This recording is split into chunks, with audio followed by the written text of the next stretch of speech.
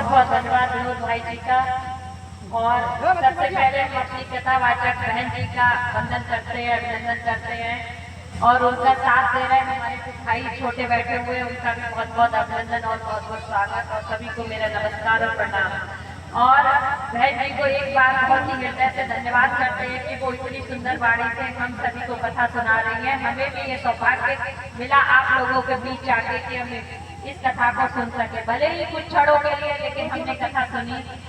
अब अभी कथा में चल रहा था बेटियां, और सच कहा है किसी ने कि कितना भी आप लोग मन में ये विचार बनाए कि हम अपनी बेटी अपने पास रखेंगे, लेकिन नहीं, ये सही नहीं है। क्यों? क्योंकि एक कहावत शुरू से चली आई है कि बेटियां पराया धन है। सच में बेटियां पराया धन है, क्योंकि जब तक वो हमारे पास है तब तक अपनी है। क्योंकि उन्हें एक दिन एक दूसरे घर में जाके एक सपना देखना है, एक घर बसाना है, वहाँ भी माँ बाप है, वहाँ भी उनके पति हैं। तो मैं बेटियां बैठी हुई हैं, बेटियों से यही कहना चाहती है, क्योंकि जो हमारे माँ बाप होते हैं, जो मैके के माँ बाप होते हैं, वो बड़े लाड प्यार से हम बेटियों को पालते हैं। तो हम बेटियों का भी कर्तव्य बनता है कि अपने माँ बाप की बात माने, सही राह पे चले। एक बेटी का घर बसाने के लिए, एक बेटी की शादी करने के लिए एक बाप मेहनत करता है, तिनका तिनका जोड़ता है। और आपके हाथों में जब मेहंदी रचती है, आपका विवाह होता है, आप जब घर जाती है तो उसमें बहुत ढेर खर्चा होता है।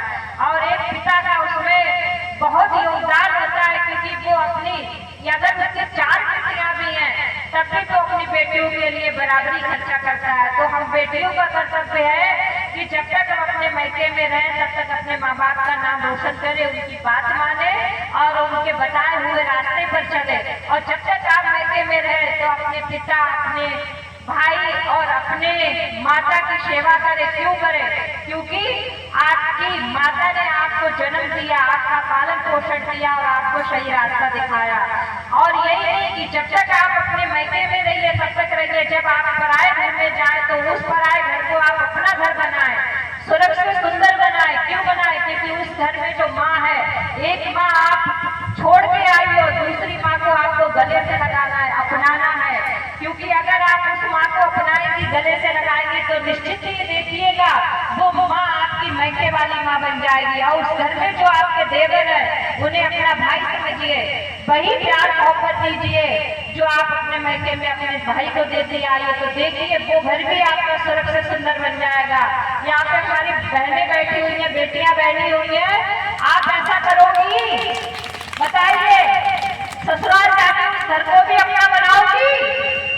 निश्चित ही आप अगर अपनी सास को अपना माँ का दर्जा देंगे तो देखिएगा भाई सास पिघल कर आपकी माँ बन जाएगी, क्योंकि वो भी आपके पति की माँ है। तो बस अभी कथा में यही बात चल रही थी बेटियों की, तो बस मैंने भी उचित समझा कि मैं उसी के लिए कुछ अच्छे शब्द कहूँ। और बेटियों से मैंने यही कहना चाहते हैं कि खूब पढ़ो लिखो और अपने माँ बाप का नाम रोशन करो और हमेशा सही रास्ते पे चलो। कोई भी अगर बात है, तो अगर आपके मन में कोई बात है, कोई आपसे बाहर वाला व्यक्ति गलत बात कह रहा है, तो आपको समझ में नहीं आ रहा है, तो आप घर में अपनी माँ को बता सकती हैं, वो आपको बताएगी कि बेटी सही रास्ता क्या है। इसीलिए बेटियों से मैं यही कहना चाहती हूँ, रास्ता वो चुनिए जो सही हो। और हमारे भैया लोग भी बैठे हुए हैं और हमारे बुजुर्ग पिता भी बैठे हुए, सभी से मैं यही कहना चाहती हूँ कि जो बेटियां अगर पढ़ना चाहती हैं तो उन्हें पढ़ाइए, लिखाइए और आगे बढ़ाइए। क्योंकि बेटियां, आपने देखा होगा, आज एक गरीब किसान की बेटी, ठेले वाले की बेटी, मजदूर की बेटी आज अफसर बन रही है, ऊंचे दर्जे पे जा रही है। तो आप क्यों ना, क्योंकि हम ही लोगों की बेटियां तो आगे बढ़ के कुछ बनती हैं। तो ऐसा नहीं है कि ग्रामीण क्षेत्र की बेटियां कुछ बन नहीं पाती, ग्रामीण क्षेत्र की भी बेटियां नाम रोशन करती हैं। तो आप लोग मन लगा के पढ़िए, लिखिए और शिक्षित बनिए, होनहार बनिए, होशियार बनिए। बस मैं सभी से यही कहना चाहती हूँ। और मैं इस कथा में आई हूँ तो फिर आप सब लोगों से मैं यही कहूँगी, एक बात जो ऊपर हाथ उठा के बोलिए, राधे राधे।